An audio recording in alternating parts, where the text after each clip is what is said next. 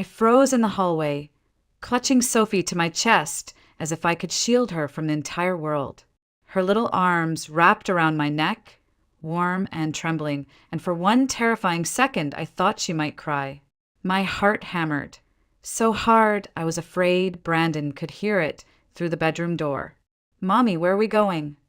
Sophie whispered, her big brown eyes glistening with the kind of innocence that shatters your soul. I pressed my lips to her hair. "Just hold on to me, sweetheart. I'll tell you later." Behind me, Ethan stood like a soldier, his 13-year-old hands gripping the duffel bag that held the only pieces of our life I dared to take. Clothes, birth certificates, and the small envelope of cash I had hidden for weeks. His face was pale but determined. He had learned too early how to read the danger in this house, how to step silently when Brandon was home. We moved down the hallway slowly, every step deliberate, like thieves in our own lives. From behind the bedroom door came the deep, uneven sound of Brandon snoring. He had been celebrating a promotion that night, though celebrating, in his language, meant drinking until the world blurred and then picking a fight with me because his shirt wasn't pressed right or because dinner wasn't warm enough. I paused at the front door, holding Sophie tight as I glanced back. Ethan nodded. No words, we couldn't risk them. I reached for the doorknob, my fingers trembling. For one horrifying second, it squeaked. My breath hitched, but the snoring continued slower, heavier. Thank God. I pulled the door open and slipped out into the cool night. The air hit my face like freedom and fear mixed into one. I strapped Sophie into her car seat while Ethan climbed into the back beside her, keeping one protective arm across her lap like he had practiced this moment in his head. "You okay?" I whispered. He gave a tight nod. When I slid into the driver's seat, I realized my hands were shaking so badly I could barely fit the key into the ignition. My life with Brandon flashed in that small, trembling motion. Our first date, when he listened to me talk about teaching music as if I were the most interesting person on earth. The first bouquet of flowers he ever gave me, a promise of forever. Then the first time his fist connected with my cheek because he saw a text from an old college friend. I had told myself it was stress. I had told myself it would get better, but it never did. It only got worse. Brandon was a former police officer. Even after he was suspended for unnecessary force, he carried himself like the law belonged to him alone. Once, when I threatened to leave, he leaned in close and whispered, "If you call the cops, your boy won't live to see the morning." I believed him. But tonight, I had something I hadn't had before. Hope. A month of secret planning, of hiding money from grocery cashbacks, of selling my beloved piano, my last link to the woman I used to be. Tonight, I finally took the children and left. As I drove away, Sophie snuggled into her blanket and whispered, "Mommy, it's dark." "It's okay, baby. It's just nighttime. You can sleep." Ethan leaned forward from the back seat. "Mom, is he going to come after us?" I glanced at his reflection in the mirror, seeing too much of Brandon in his eyes, but also something Brandon never had: compassion. "No, honey, not tonight. We're going somewhere he can't find us." And I prayed I was telling the truth. The highway opened ahead of us, and with each passing mile, the weight on my chest eased just enough for me to breathe again. Behind me, my children slept. Ahead, the unknown waited, and maybe, just maybe, a second chance at life. I used to believe Brandon was my safe place. That thought feels laughable now, but back then, I thought I had found my forever. We met on a dating site when I was 26, a music teacher still carrying student loans and a heart too eager to trust. His profile showed a confident man with kind eyes and a grin that promised security. He loved classical music, fine wine, photography, things that made him seem cultured and steady. He wrote, "I'm looking for a woman who values family, loyalty, and honesty." I should have read that last word twice. Our first date was in a quiet coffee shop downtown. Brandon listened with this laser focus as I rambled about teaching piano to kids who couldn't sit still, about my dream to open a music studio one day. He held my hand by the second date and kissed me under soft city lights after the third. I thought I'd hit the jackpot. We married less than a year later. I told myself that when you know, but what I didn't know was how quickly love can turn into ownership. It started small. A casual, "I don't like when you talk to male coworkers." Then it was, "Why are you still texting old friends? Don't you know how that looks?" I stopped seeing my friends as often, stopped answering texts unless he approved. He said he just wanted to protect me, to keep me safe. I believed him until the night I texted an old college friend a simple happy birthday. Brandon saw it and lost control. I can still hear his voice, low and dangerous. "You think I'm a fool? You think I don't know what you're doing?" His hand struck my face so fast I didn't even process it until I tasted blood. I convinced myself it was stress from his job as a police officer. He protects people all day. Of course he's on edge, I thought. I even apologized for making him mad. But apologies didn't stop him. Over time, his anger became routine. Dinner slightly cold, a shove into the counter, his shirt not ironed perfectly, my arm twisted behind my back. Once, when Sophie was still an infant, I set a glass of water on the table, and he screamed it was too warm, then threw it at the wall an inch from my head. The worst part wasn't the pain. It was the way he could switch instantly from rage to calm, and then act as if nothing had happened. And he had power. Brandon might have been suspended from the force for excessive force, but he still had connections. He knew how to intimidate people, how to make things disappear. The night I whispered, "Maybe I should call the police," he leaned down so close I could smell the alcohol on his breath and said, "If you ever call them, your boy won't live to see morning." I froze.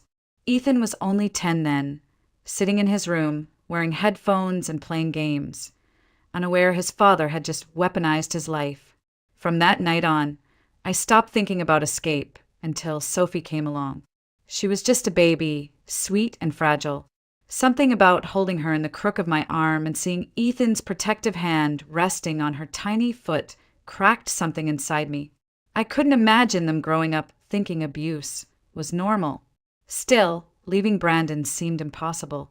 He controlled our bank accounts, knew everyone in our neighborhood, even had neighbors who admired him. They didn't see the man who slammed my head against the fridge for buying the wrong cereal. They saw Officer Brandon Spencer, community hero. But little by little, the idea took root. When he called me worthless for the 100th time, when Ethan stood in a doorway watching with a clenched jaw, when Sophie cried at sudden loud noises, I began to see it clearly. Staying would destroy us all.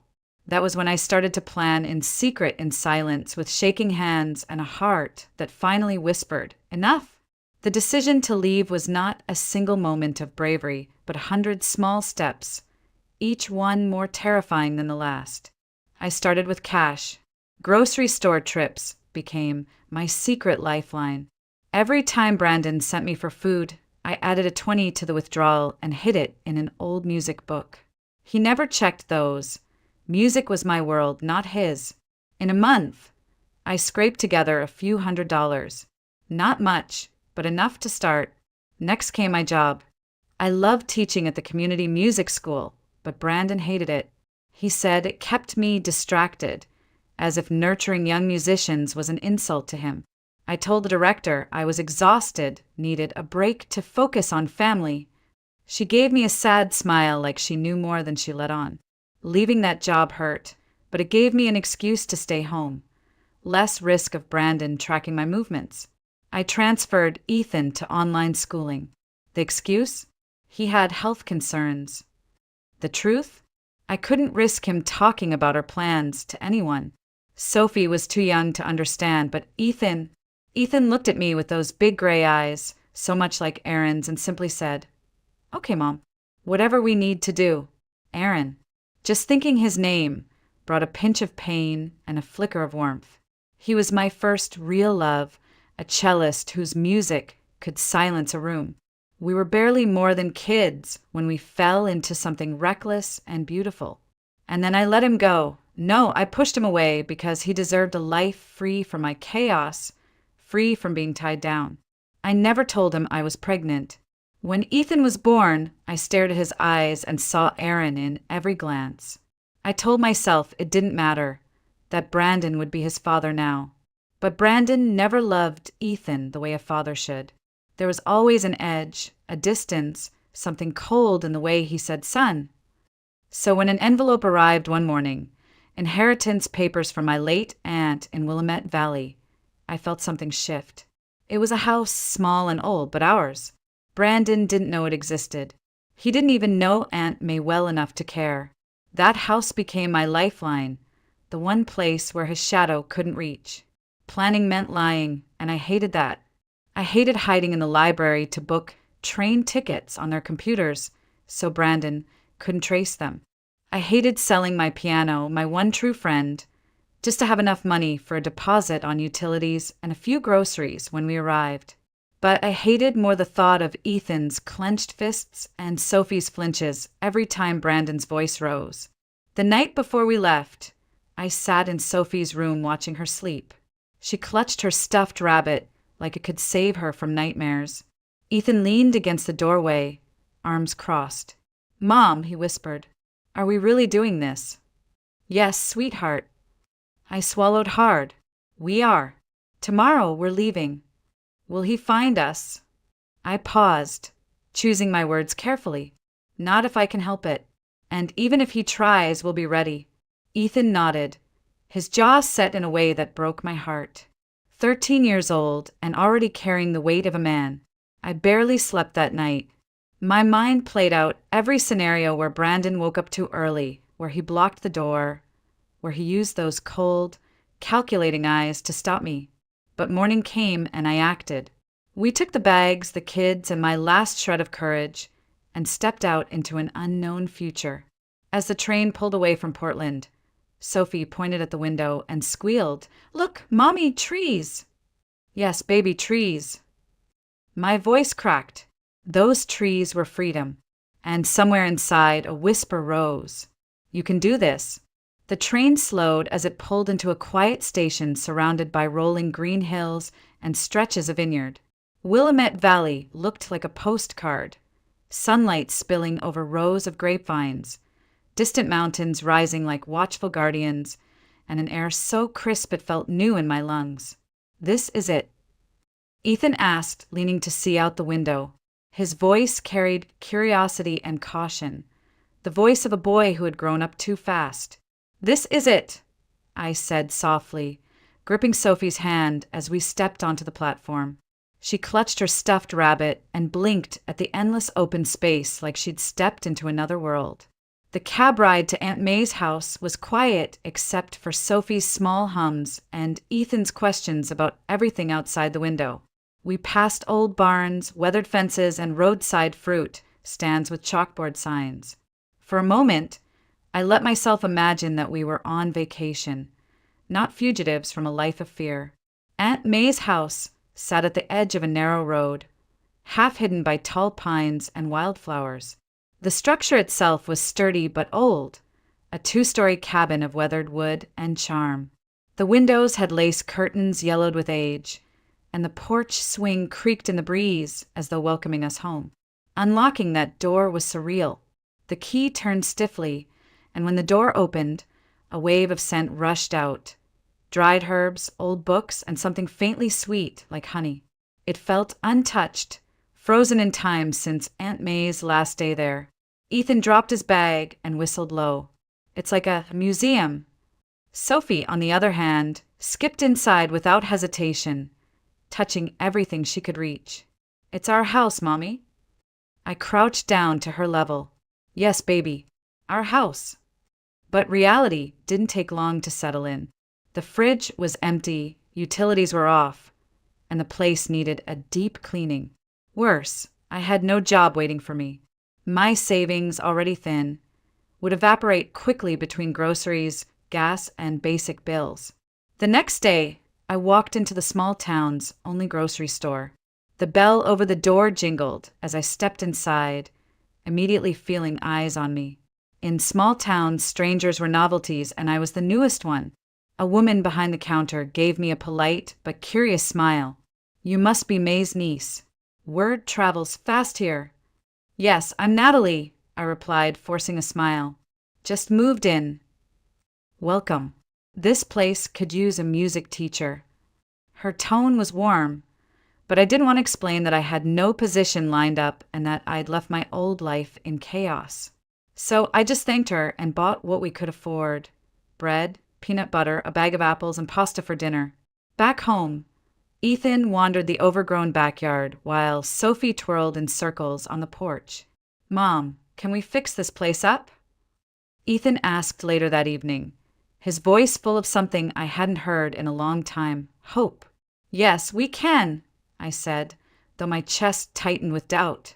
That night, after the kids were asleep, I sat on the porch, staring at the stars. The stillness of this place was almost foreign. No shouting, no slammed doors, no footsteps pacing with anger behind me. But freedom came with silence, and silence left room for fear. Would Brandon find us? Would he come pounding on this door one day? My mind spiraled with what-ifs until I forced myself to breathe deeply, to feel the rough wood under my hands, to listen to the crickets. We're safe now, I whispered to myself, though I wasn't entirely sure I believed it.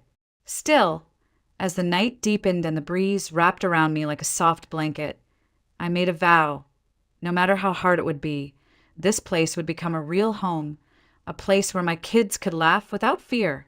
I first saw Kayla Morrison at the elementary school playground, of all places. Sophie had spotted a little girl swinging by herself and immediately ran over. Hi, I'm Sophie, she chirped, all curls and sunshine.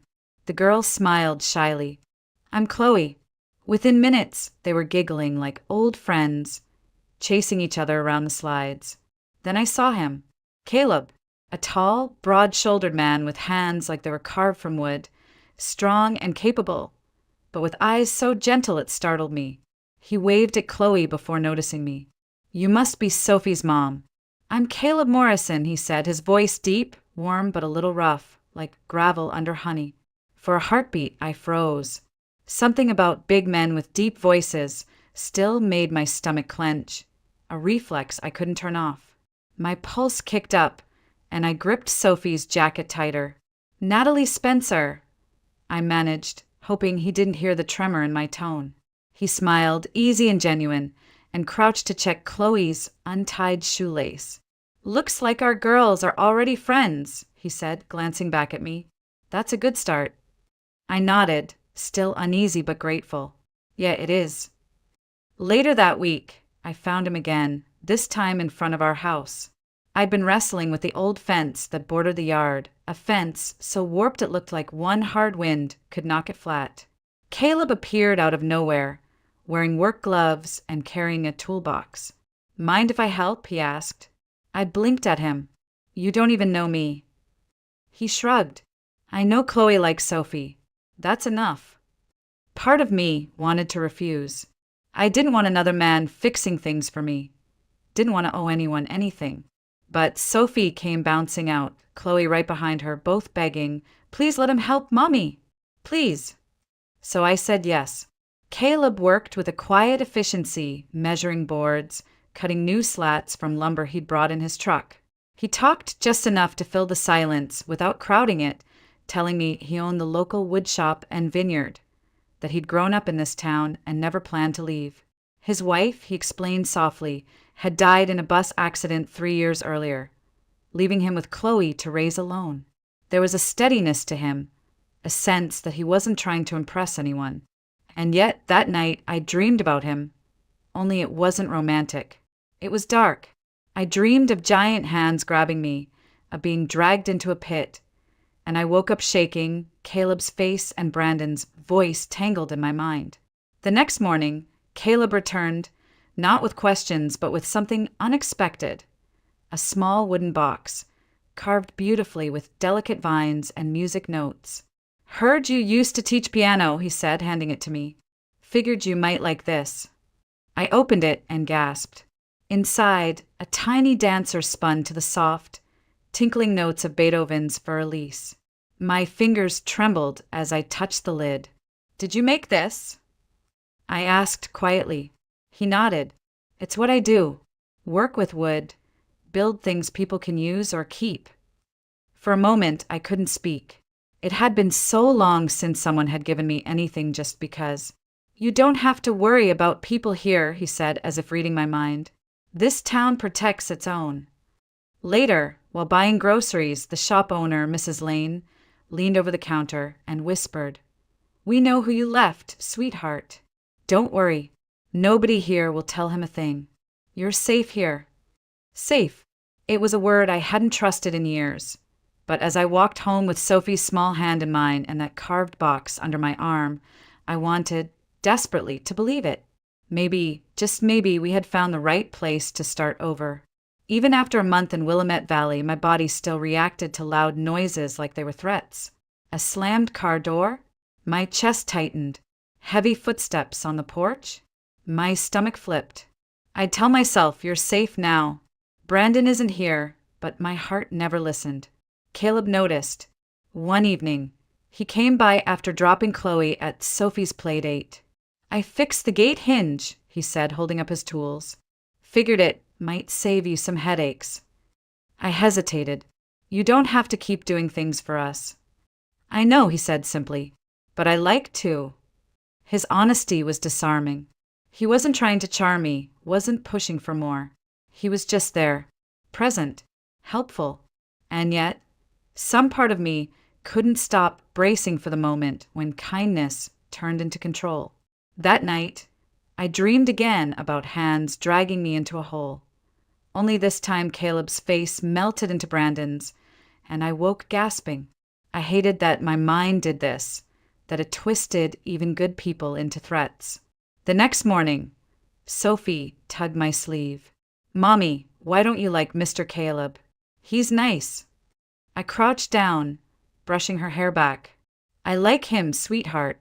Mommy's just learning to feel safe again." She frowned, clearly confused, but hugged me tight. That simple hug felt like permission to try harder. A week later, I saw Caleb at the farmer's market.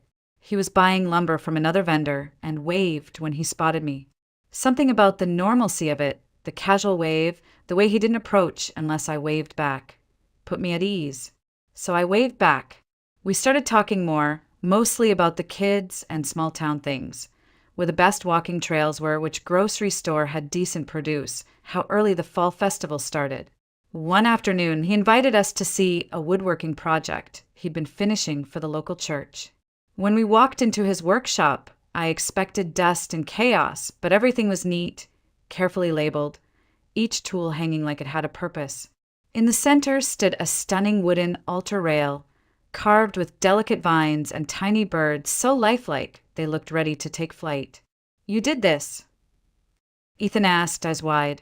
"Yeah," Caleb said, smiling. "Want to help sand this piece." Ethan, usually cautious around new adults, grabbed the sandpaper and started working like he'd known Caleb forever. That sight, my son laughing with a man who treated him kindly, without judgment or threats, did something to me. That evening, Caleb dropped off a small bag of groceries. "Extras from the vineyard kitchen," he said. "Thought you could use them." I almost refused, pride flaring up, but he added quietly, "No strings, Natalie. Just food for your family." I took the bag and whispered, "Thank you." Later, after Sophie and Ethan were asleep, I stood on the porch holding that small bag like it weighed 100 pounds. Part of me wanted to cry from gratitude. Part of me wanted to run because kindness felt like a trick. Instead, I sat down and emailed Aaron. I'd been ignoring his last message for days, the one where he said he wanted to catch up. My fingers hovered over the keyboard before I typed. "Aaron, there's something I need to tell you about our son." I didn't hit send, but the words were there now, out of my head onto the screen. I was building bonds again, cautiously, painfully, but I was doing it. For the first time in years, I went to bed that night without locking the bedroom door. It happened on a Sunday morning. Warm sunlight streaming through the kitchen window, while Sophie and Chloe colored at the table.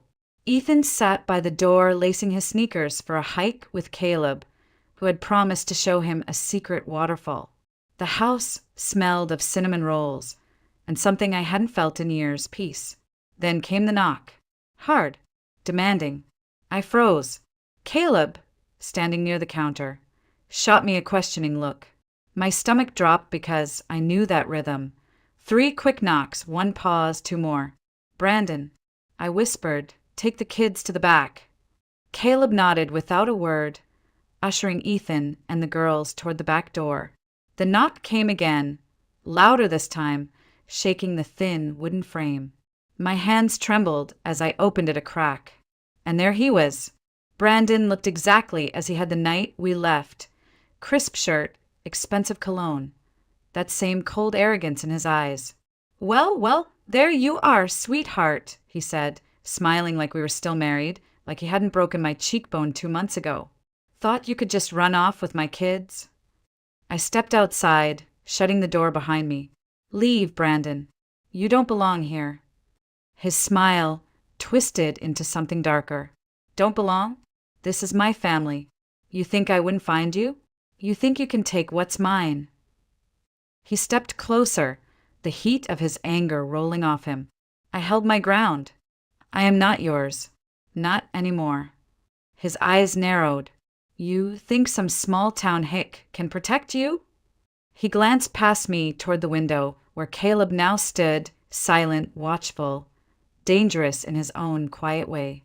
What is this, Natalie? You got yourself a new man already. Get off my property. My voice cracked, but didn't break. Brandon's face hardened. He shoved me. It wasn't hard enough to knock me down, but it was enough to make old reflexes flare. My hands shot up defensively as my breath caught in my chest. The door slammed open behind me. Caleb stepped out, his broad shoulders filling the doorway like a wall. You need to leave, he said calmly, but there was steel in his tone. Brandon laughed, a short, cruel sound. And who the hell are you? Some handyman who thinks he's a hero. Caleb moved forward slowly, like someone used to dealing with wild animals. Doesn't matter who I am. What matters is you're trespassing. Leave now or I call the sheriff. Brandon sneered, stepping toward me again. She's my wife. Ex-wife. I corrected, my voice steady now. And you're not touching me again. That must have hit a nerve because Brandon's face flushed red. He lunged, grabbing my arm hard enough to leave bruises.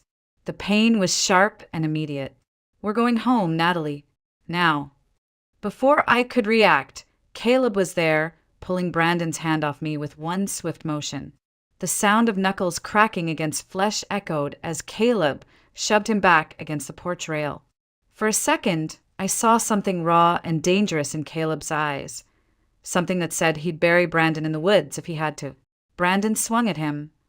But Caleb ducked, caught his arm, and twisted it behind his back, forcing him down. Touch her again, Caleb growled, and I swear you won't walk out of here on your own.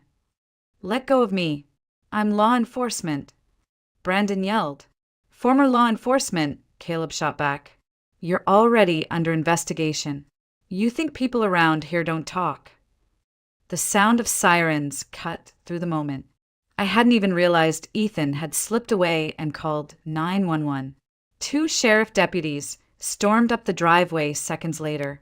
Brandon stiffened, trying to regain his composure. This is a misunderstanding, he started, but one deputy was already pulling out handcuffs. Brandon Spencer, the officer said, you're under arrest for assault and violation of a restraining order. I didn't. You can explain it downtown. They hauled him away, still yelling, still promising he'd be back. But I didn't hear the words, not really. I was too busy shaking, my back against the porch column, tears spilling freely. Caleb stepped closer, his hand hovering near mine. You okay? I nodded, though I wasn't sure it was true. He's gone, I whispered, more to myself than him. Caleb's eyes softened. He's not coming back. Not with half this county ready to make sure of it. For the first time since leaving Portland, I believed it. For the first time in months, I woke up without dread pressing on my chest. The house was quiet, except for Sophie's soft singing in the next room and the faint sound of Ethan moving about in the kitchen. No heavy boots stomping down the hall. No voice shouting my name like a threat. The sheriff had assured me Brandon wouldn't be out anytime soon. Witness statements, the restraining order, and even testimonies from other women he'd hurt over the years sealed his fate for now. Yet, a part of me still slept with my phone under the pillow, ready for a nightmare call. But slowly life crept back in. Ethan joined a local astronomy club, something he'd always wanted to do, but Brandon mocked as a waste of time. I found part-time work teaching piano at the community center. Sophie flourished at school, coming home with messy art projects and endless stories about Chloe and their adventures. The community wrapped around us like a quilt. Mrs. Lane at the grocery store always slipped an extra loaf of bread into my bag. The librarian remembered my name and saved music theory books for me. Even the mayor stopped by once, saying, "We take care of our own here." And Caleb, he kept showing up, but never in a way that felt intrusive. One evening, he fixed the broken porch swing, saying simply, "Your kids deserve a place to sit and watch the stars." Another time, he left a basket of apples from his orchard on the steps. No note, no expectation. I kept telling myself not to read into it, but my heart had other plans. One crisp evening, after Sophie and Chloe had fallen asleep in a fort of blankets, Caleb and I sat on the porch with mugs of tea. The night smelled of pine and distant wood smoke. "You doing okay?" he asked, breaking the comfortable silence. "Better than I ever thought I'd be," I admitted, "though some days I still jump at shadows." "That's normal," he said. "You've been through hell. Healing isn't linear." I nodded, staring at the stars. "I'm just tired of feeling broken." He leaned back, his voice low. "You're not broken, Natalie. You got out. You protected your kids. That's strength, not brokenness." Something in me cracked then, not in a bad way, but like a door opening. I turned to him, words trembling on my tongue. "I'm scared to let anyone close again." Caleb held my gaze, patient and steady. "I'm not asking you to." He paused. "But I'm here if you want me to be." The simplicity of it undid me. No pressure, no expectation, just an offer of presence. And for the first time in a long while, I reached out and covered his hand with mine. Weeks passed, and small things grew into something deeper. Sunday hikes became a habit. Ethan always excited to talk to Caleb about constellations. Sophie riding on his shoulders when her legs got tired. I caught myself smiling more, laughing at things I'd stopped noticing. One afternoon, I opened the old cedar chest in the attic and found Aunt May's journals. Flipping through them, I found a line written in her elegant cursive. "A home is not a roof and walls. It's a place where your soul can rest." Reading it felt like permission. Permission to finally see this old cabin as something more than an escape plan. It was our home now. That night, I stood on the porch, listening to Ethan explaining the constellations to Sophie in the yard, Caleb laughing softly at their playful argument about whether Orion looked like a hunter or a guy dancing weird. My soul felt like it had exhaled for the first time in years. I whispered into the cool night, "We're safe and we're home." And for the first time, I fully believed it. Winter came early to Willamette Valley, painting the vineyards and hills in shades of silver and frost. The cabin smelled of pine and cinnamon, thanks to Sophie's insistence on decorating a Christmas tree big enough to scrape the ceiling beams. Ethan hung the star on top, while Chloe clapped like it was a Broadway finale. I stood back, my heart swelling at the simple scene. Months ago, I wouldn't have believed this could exist. A life free from constant fear, filled with small moments of joy. That evening, a knock came at the door. Not the pounding dread I used to know, but a light, polite knock. Caleb, sitting on the porch steps, stood and opened it before I could. "Natalie." The voice froze me in place. Aaron. He looked older, a few strands of gray at his temples, But his eyes, those gray eyes I'd see every day in Ethan, were unchanged. He held a cello case in one hand, the other jammed nervously into his coat pocket. "Hi," he said softly. "I hope it's okay that I came. You never answered my last message, but then you sent that one line." I swallowed hard. "Aaron, there's something I need to tell you about our son." Ethan appeared behind me, his face a mirror of shock and confusion. "Mom, who's this?" My chest tightened. "Ethan, this is Aaron, your father." For a long, silent moment, Ethan stared at him, jaw tight, eyes narrowed. "My father," he repeated, voice trembling with a mix of anger and curiosity. Aaron stepped forward slightly, his expression pained but gentle. "I didn't know, son. If I had—" "You didn't know because she didn't tell you," Ethan snapped, glancing at me. "Right, Mom." He wasn't wrong. I'd carried that secret like a stone for 13 years. "I thought I was protecting you both," I whispered. "Aaron had this big future, and I thought I'd only hold him back." Aaron stepped closer, careful, like approaching a frightened animal. "I would have been there. For you, for him. I'm sorry I wasn't." His voice cracked slightly. Ethan looked away, jaw clenched. Then he muttered, "Whatever. I have homework," and disappeared up the stairs, leaving the air heavy. I wanted to chase him, to explain, but Caleb touched my arm. "Give him space," he said quietly. His presence grounded me like it always did. Aaron and I sat at the kitchen table while Caleb made tea, the silence awkward but necessary. "I'm not here to disrupt your life," Aaron said finally. I wanted to see him, to see you." I took a shaky breath. "You deserve that chance, and he deserves to know you when he's ready." Aaron nodded. "You look happy, Natalie. Safer." His eyes flicked toward Caleb, who was quietly rinsing mugs in the sink, pretending not to eavesdrop. "I am," I said simply. And it was true.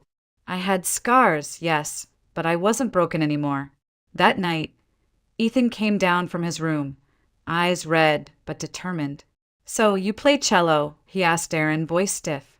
Aaron smiled carefully. "Yeah. Want to hear?" Ethan shrugged but didn't leave, and Aaron opened his case, pulling out the cello like it was part of him. When the bow touched strings, the house filled with warm, rich sound.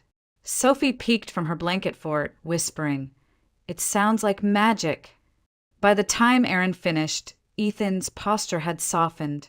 He didn't say much, but he sat closer, watching his father with the cautious hope of a boy testing trust for the first time.